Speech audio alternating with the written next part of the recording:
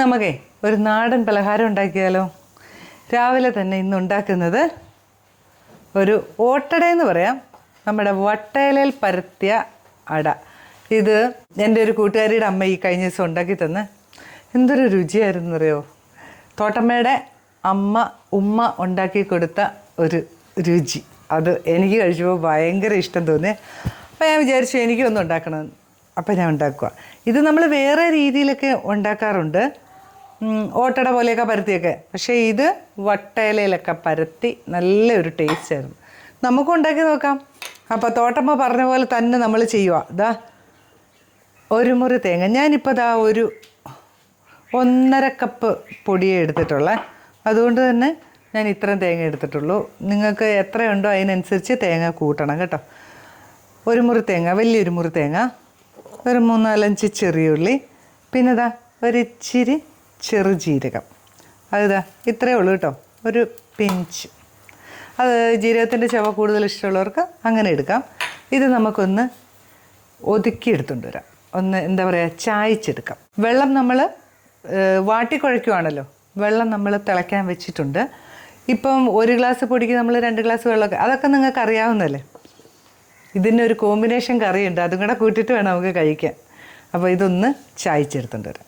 നമ്മുടെ ഓട്ടട ഉണ്ടാക്കാനുള്ള വെള്ളം നല്ല പോലെ തിളച്ചിട്ടുണ്ട്.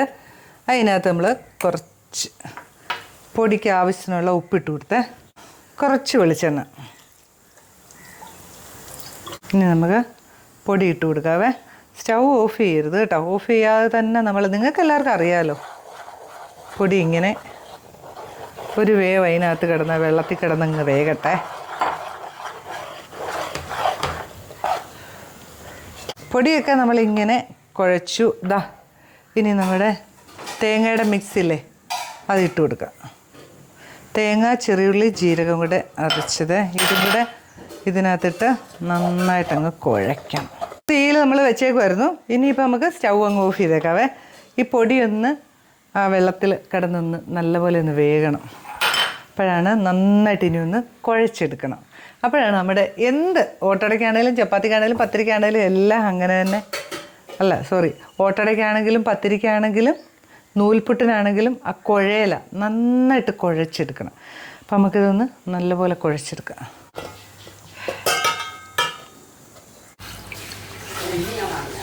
പാവൻ സരിതയും വല്ലോ ഇലയൊക്കെ വട്ടയിലയൊക്കെ നമ്മൾ കഴുകി തുടച്ച് വെച്ചേക്കുക കേട്ടോ. ഇനിയും ഒരു പാൻ അടുപ്പ് വെച്ച് ചട്ടി ഒന്ന് ചൂടായിക്കോട്ടെ. ആ സമയം കൊണ്ട് നമുക്കിങ്ങനെ പരത്തിയെടുക്കാം. കണ്ടോ,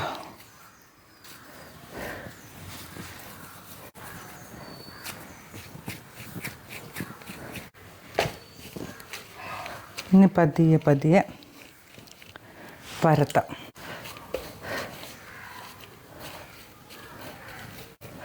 ഓക്കെ, കനം കുറച്ച് പരത്തി ഇനി ഈ പാനിലോട്ടങ്ങ് വെച്ച് ഇനി ഇത് നമുക്ക് മൂടി വയ്ക്കാം, വേകട്ടെ. നമ്മുടെ കോട്ടയം ചങ്ങനാശ്ശേരി സൈഡിലോട്ടൊന്നും ഞാനിത് കണ്ടിട്ടില്ല കേട്ടോ. അമ്മ ഞങ്ങൾക്ക് ഉണ്ടാക്കി തന്നിട്ടില്ല. പക്ഷെ അമ്മ ഉണ്ടാക്കി തരുന്ന ഒരു സാധനമുണ്ട്, ഒറോട്ടി എന്ന് പറയും. ഇതുപോലെ തന്നെ തേങ്ങ ചേർത്തിട്ട് ജീരകവും ചേർക്കും.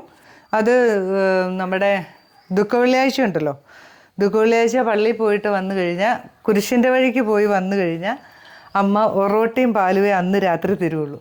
അങ്ങനെയാണ് ഒരു ഓർമ്മയുള്ളത്. ഇതിപ്പം തോട്ടമ്മയുടെ ഉമ്മ ഉണ്ടാക്കി കൊടുത്താൽ. പക്ഷെ ഞാൻ കഴിച്ചു നോക്കിയിട്ട് ഭയങ്കര രസം കേട്ടോ, ബീഫ് കറിയുടെ കൂടെ. അപ്പം നമുക്കും ഒന്ന് ഉണ്ടാക്കി കഴിച്ചു നോക്കാം.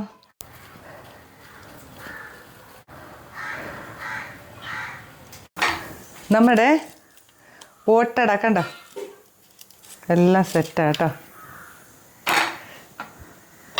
ഇനി നമുക്ക് കഴിച്ചു നോക്കണ്ടേ. അടുത്ത സെറ്റ് ഇങ്ങനെ ഉണ്ടാക്കിക്കൊണ്ടിരിക്കാം. പക്ഷെ നമുക്കിതൊന്ന് ഉണ്ടാക്കിയതൊന്ന് കഴിച്ചു നോക്കാം. ഇത് ശരിക്കും പറഞ്ഞില്ലേ,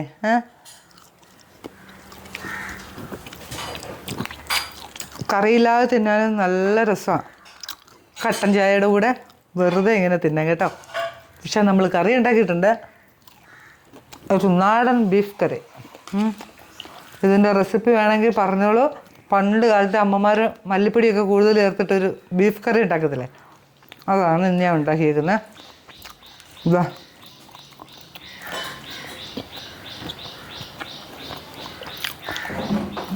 ബീഫ് കറിയും ഓട്ടടയും കൂടെ അടിപൊളിയാണ്. ചിക്കൻ കറിയും പറ്റും, മീൻ കറിയും പറ്റും. തോട്ടമ്മ ഉണ്ടാക്കി തന്നത് ബീഫ് കറിയും ഓട്ടടയും കൂടെ, അതുകൊണ്ട് ഞാൻ അത് തന്നെ പിടിച്ചു. നല്ല രസമാണ് കേട്ടോ. ഇതുപോലെയുള്ള നാടൻ പലഹാരങ്ങളൊക്കെ ചായക്കടിയൊക്കെ നമ്മുടെ കുഞ്ഞുങ്ങൾക്ക് നിങ്ങൾ ഉണ്ടാക്കി ഈ രുചിയൊക്കെ അവരെ ഒന്ന് പരിചയപ്പെടുത്തി കൊടുക്കണം കേട്ടോ. ഈ വട്ടയിലയിലൊക്കെ ഇങ്ങനെ പരത്തി കൊടുക്കുമ്പം അവർക്ക് ഭയങ്കര രസമായിരിക്കും, കൗതുകമായിരിക്കും. വെക്കേഷനല്ലേ, അപ്പോൾ എല്ലാവരും ഒന്ന് ഉണ്ടാക്കി കൊടുത്തു നോക്കുക. എന്നിട്ട് ഇങ്ങനെ നിങ്ങൾ ഉണ്ടാക്കി കഴിച്ചിട്ടുണ്ടെങ്കിൽ അതും ഒന്ന് പറയുക. പുതിയൊരു വീഡിയോ ആയിട്ട് ഞാൻ വരുന്നതായിരിക്കും. അപ്പം ഞാനിത് കഴിച്ച് തീർക്കട്ടെ. അപ്പോൾ അഭിപ്രായങ്ങളൊക്കെ പറയണം കേട്ടോ. ബൈ.